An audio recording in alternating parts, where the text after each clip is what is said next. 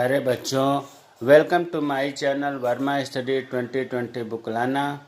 मैं UP board के class 12th के छात्र छात्राओं के लिए इकोनॉमिक्स सब्जेक्ट को हिंदी माध्यम से मैं फुल कोर्स कराऊंगा। यदि आप फुल कोर्स करना चाहते हैं तो मेरे चैनल को सब्सक्राइब कीजिए और बेल आइकन को प्रेस करना न भूलें, ताकि जो भी वीडियो मैं अपलोड करूं उसका नोटिफिकेशन आपको सबसे पहले मिल सके।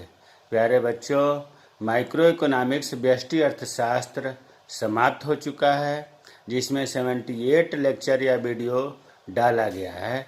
इन्हें आप क्रम से पढ़ेंगे तो 101% मैं विश्वास दिला रहा हूँ कि आपकी अच्छी तरह से तैयारी हो जाएगी।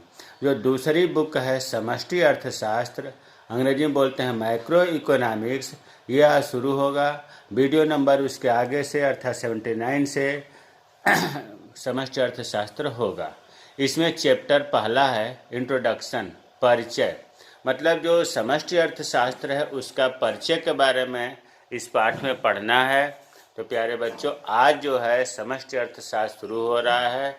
इसमें पार्ट 1 पहला वीडियो है। जब उसमें पढ़ाया गया था व्यष्टि अर्थशास्त्र में, तो उसमें भी शुरू में व्यष्टि अर्थशास्त्र का परिचय था, लेकिन व्यष्टि अर्थशास्त्र का जहाँ बात आती है वहाँ समष्टि अर्थशास्त्र भी बताना पड़ता है। उसी तरह से यहाँ समष्टि अर्थशास्त्र का परिचय जब पढ़ाएंगे तो यहाँ व्यष्टि अर्थशास्त्र के बिना काम नहीं चलेगा, अर्थात व्यष्टि अर्थशास्त्र और समष्टि अर्थशास्त्र का इसमें सहारा या पढ़ाया जाएगा। अब देखो, सबसे पहले हम थोड़ा सा बैकग्राउंड से चलते हैं। परंपरागत दृष्टि से हमने ब्रैकेट में लिखा है, जैसा कि हमारी आदत भी है कि किसी चीज़ को समझाने से पहले थोड़ा सा हम बैक से चलते हैं ताकि अच्छी तरह से आपको समझ में आ जाए। तो देखिए, परंपरागत दृष्टि से मतलब पुराने अर्थशास्त्रियों का विचारधारा है। परंपरागत दृष्टि का मतलब कि पुराने अर्थशास्त्री बहुत पहले जो चलता था उसके हिसाब से अर्थशास्त्र की विषय सामग्री को, इकोनॉमिक्स की विषय सामग्री, सब्जेक्ट मैटर या विषय वस्तु को 5 भागों में बांटा जाता था। कौन कौन से? अर्थशास्त्र की विषय सामग्री थी उपभोग, उत्पादन, विनिमय, वितरण, राजस्व। अब देखिए, थोड़ा सा इस पर चर्चा कर लें। उपभोग जो है, जो व्यक्ति जैसे मान लीजिए कि अपने जीवन रक्षक के लिए या उपभोग करता है किसी वस्तु और सेवाओं का, तो इसके अंतर्गत आ जाएगा। जैसे मान लीजिए कि किसी व्यक्ति की आय 1000 है, उसमें 600 रुपये का उपभोग कर लिया, 400 रुपये का बचत कर लिया, तो 600 रुपये क्या हुआ? उपभोग हुआ। तो इसमें जो है उपभोक्ता की बचत, पारिवारिक बजट, पारिवारिक आय व्यय बचत, इन सब बातों का अध्ययन किया जाता है। उत्पादन, किसी फर्म के द्वारा जो उत्पादन होता है वस्तुओं और सेवाओं का, इसके तहत उसका वर्णन करते हैं। विनिमय में वस्तुओं का क्रय विक्रय से संबंधित समस्याओं का अध्ययन करते हैं। वितरण, जो उत्पादन के साधन हैं, भूमि, श्रम, पूंजी, संगठन, साहस, उनके वितरण का इसमें अध्ययन करते हैं। राजस्व, इसमें सरकार की आय और व्यय के परस्पर उनमें समस्याएं का उनका अध्ययन किया जाता है। ये परंपरागत दृष्टि से विषय सामग्री 5 भागों में बांटी गई थी। अब आते हैं आधुनिक अर्थशास्त्री। वर्तमान में आधुनिक अर्थशास्त्री का ही मान्य है। आधुनिक अर्थशास्त्री अर्थशास्त्र की विषय सामग्री को 2 भागों में विभाजित करते हैं। कौन कौन से? अर्थशास्त्र के जो 2 भाग है, विषय सामग्री है, 2 अंग है, 2 पार्ट है, वो है व्यष्टि अर्थशास्त्र और समष्टि अर्थशास्त्र। प्यारे बच्चों, शुरू में बहुत आदमी या पढ़ाने वाले टीचर जो है जी जान लगा देता है, इसलिए कंसंट्रेट होकर के सुनिएगा, फिर आने वाले पाठ पूरा आसान हो जाएगा। तो अभी आपने ये देखा कि आधुनिक अर्थशास्त्री जो है अर्थशास्त्र को 2 भागों में बांटा, व्यष्टि अर्थशास्त्र, समष्टि अर्थशास्त्र। देखिए, पुराने कितने भागों में बांटे थे? तो 5 भागों में। अब अर्थशास्त्र में होता क्या है? अर्थशास्त्र जो है इसमें आर्थिक विश्लेषण होता है। किसी राष्ट्र का कितना क्या है, ये इकोनॉमिक्स का ही काम है। तो कहने का मतलब यह है कि अर्थशास्त्र को हम आर्थिक विश्लेषण के भी नाम से जानते हैं। आर्थिक विश्लेषण इसके कार्य के हिसाब से किया जाता है कि ये अर्थ का विश्लेषण करता है। अब अर्थशास्त्र कहिए दो भागों में बटा है, या आर्थिक विश्लेषण के दो प्रकार है, व्यष्टि अर्थशास्त्र, समष्टि अर्थशास्त्र। ध्यान देने की बात है, इससे भी कह सकते हैं दो प्रकार है, और आर्थिक विश्लेषण से भी कह सकते हैं कि दो प्रकार है। अब यहाँ थोड़ा सा हम ये बताना चाहते हैं कि 1933 में, कब हमने बताया, 1933 में ओस्लो विश्वविद्यालय, एक विश्वविद्यालय का नाम है ओस्लो विश्वविद्यालय, ये कहाँ है, तो नॉर्वे में है। प्यारे बच्चों ध्यान देना, ओस्लो विश्वविद्यालय नॉर्वे में एक अर्थशास्त्री थे जिनका नाम था रैगनर फ्रीस। इनका नाम तो जरूर याद रखना है। ओस्लो विश्वविद्यालय के प्रसिद्ध अर्थशास्त्री थे, प्रोफेसर थे, नॉर्वे में ये विश्वविद्यालय है। रैगनर फ्रीस ने 1933 में अर्थशास्त्र को या आर्थिक विश्लेषण को दो भागों में बांटा, व्यष्टि अर्थशास्त्र, समष्टि अर्थशास्त्र। जो अभी आपने पढ़ा आधुनिक अर्थशास्त्र, आधुनिक अर्थशास्त्री में रैगनर फ्रीस ने इस बात को बताया। ये चीज़ एकदम क्लियर हो जाना चाहिए कि रैगनर फ्रीस ने 1933 में अर्थशास्त्र को दो भागों में बांटा, व्यष्टि अर्थशास्त्र, समष्टि अर्थशास्त्र। अब देखिए, व्यष्टि अर्थशास्त्र को अंग्रेजी में माइक्रो कहते हैं, अंग्रेजी में माइक्रो, MICRO। माइक्रो का हिंदी होता है सूक्ष्म, इसीलिए इसका एक और नाम है सूक्ष्म अर्थशास्त्र।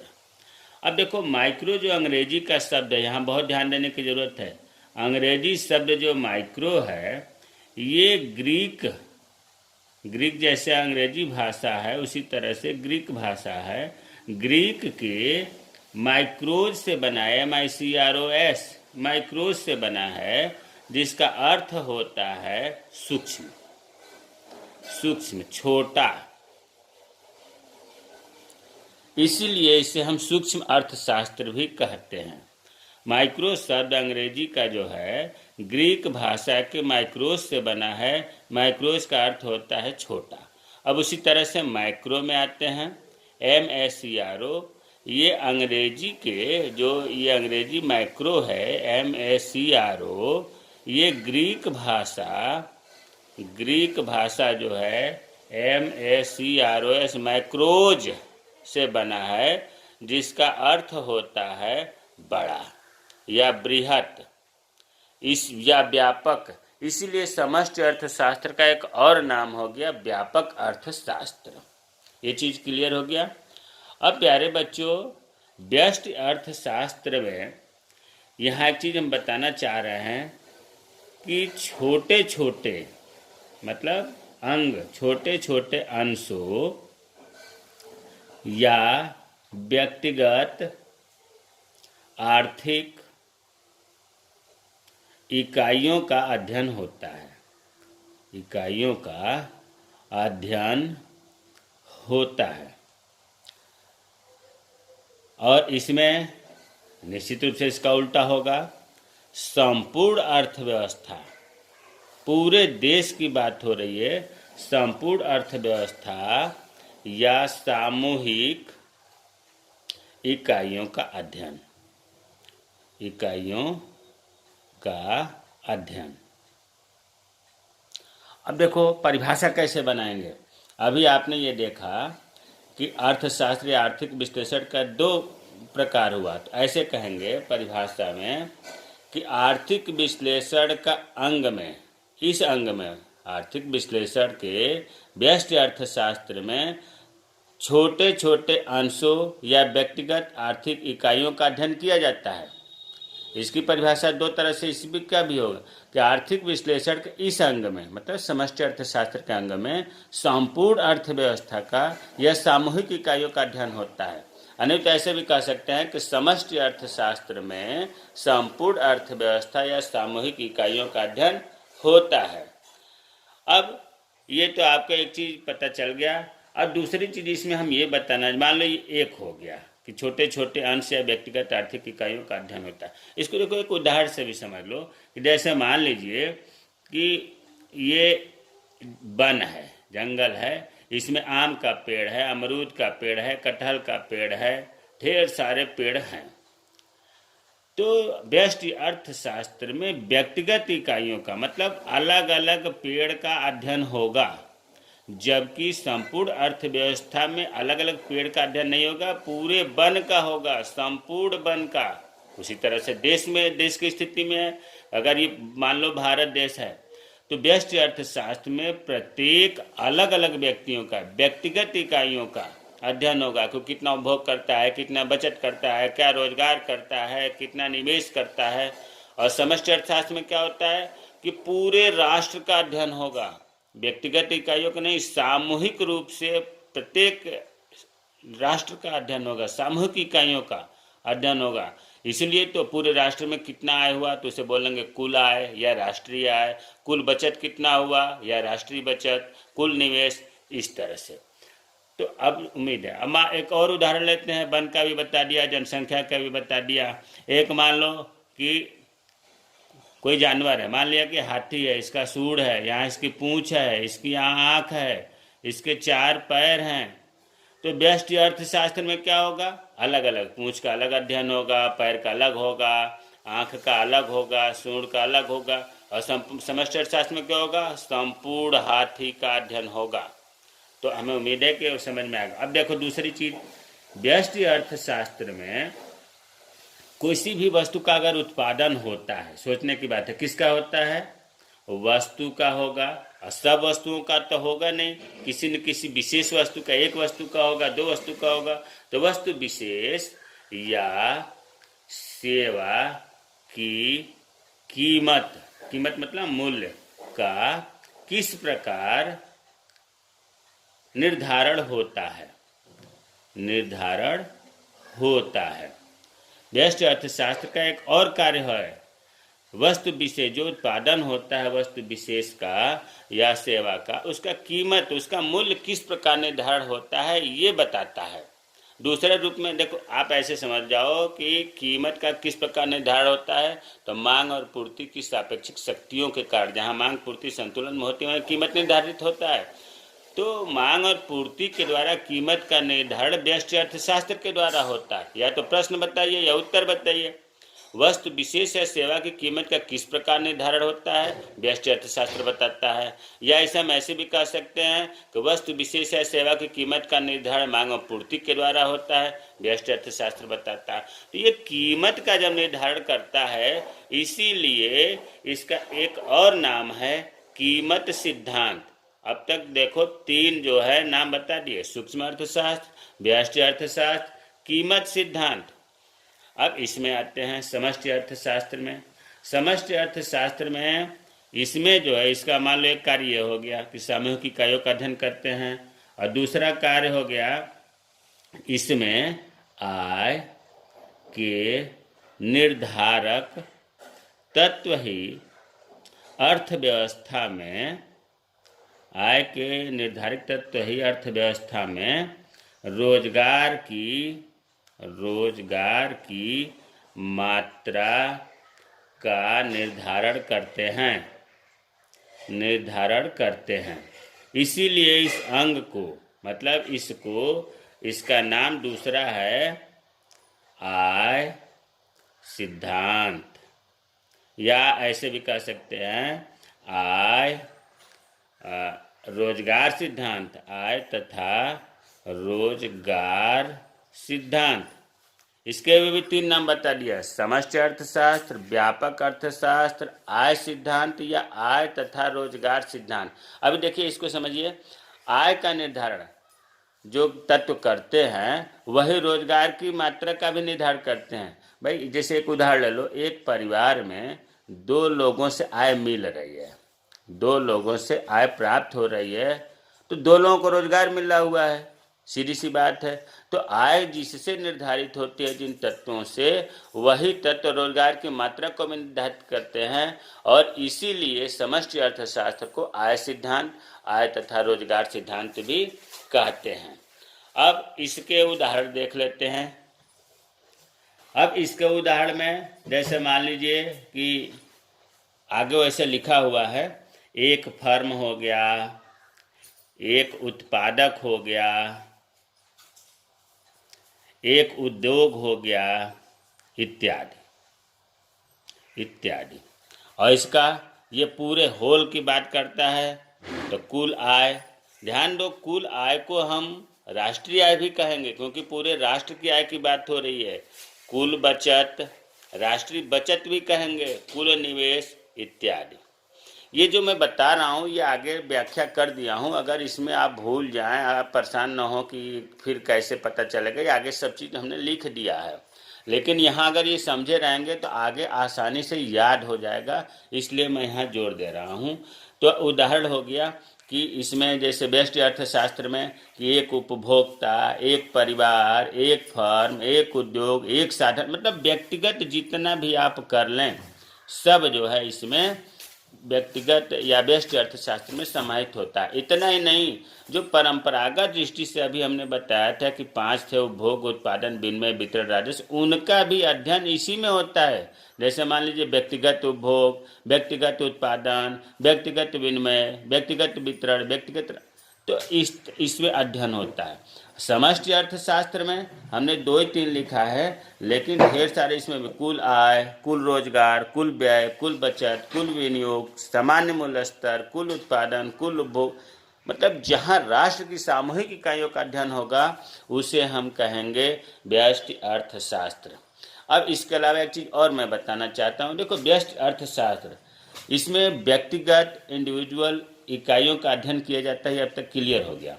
इसमें जो समस्याएं आती हैं वो पर्सनल वाली, जैसे मान लो कि एक उपभोक्ता की क्या समस्या है, एक फर्म की क्या समस्या है, एक उद्योग की क्या समस्या है, कीमत निर्धारण करने की समस्या विशेष तौर से फर्म और उद्योग की होती है।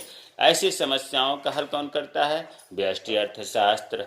और समष्टि अर्थशास्त्र में समस्या क्या आती है? इसमें समस्याएं जो है, मान लीजिए बेरोजगारी की समस्या, पूरे राष्ट्र में बेरोजगारी की समस्या है, मुद्रास्फीति, मंदी आ गई, महंगाई बढ़ गई, सॉरी, मुद्रास्फीति का मतलब महंगाई बढ़ना, महंगाई हो गई, मुद्रा अपस्फीति हो गई।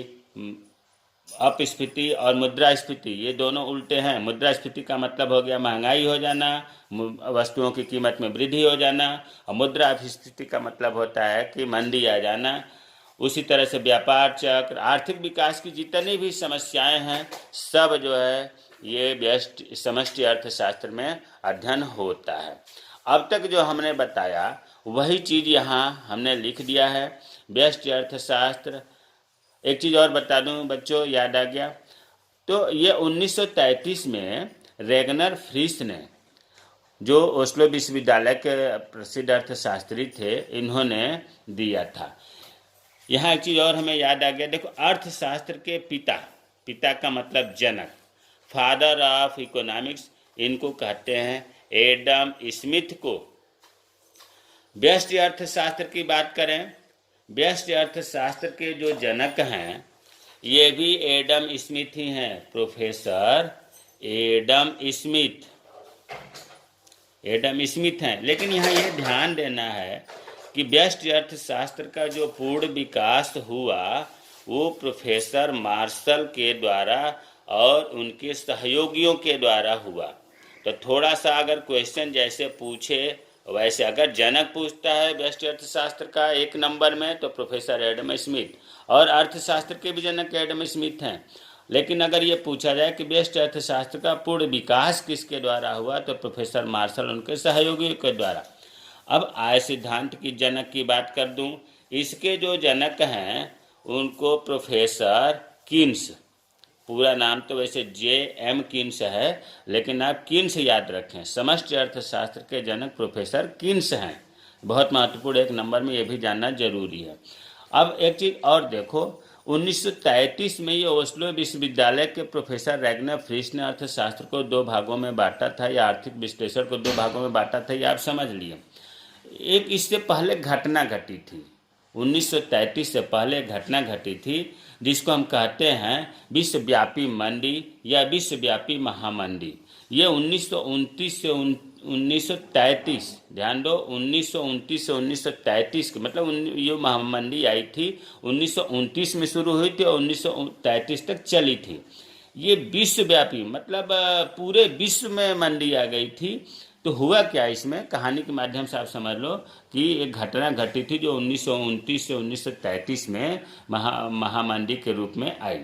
इसमें हुआ क्या कि इस दौरान 1929-1933 के बीच में जो बड़े विश्व का जो सब धनी देश था, अमेरिका, यूरोप, इनमें जो है उत्पादन और रोजगार के मामलों में भारी गिरावट आई थी।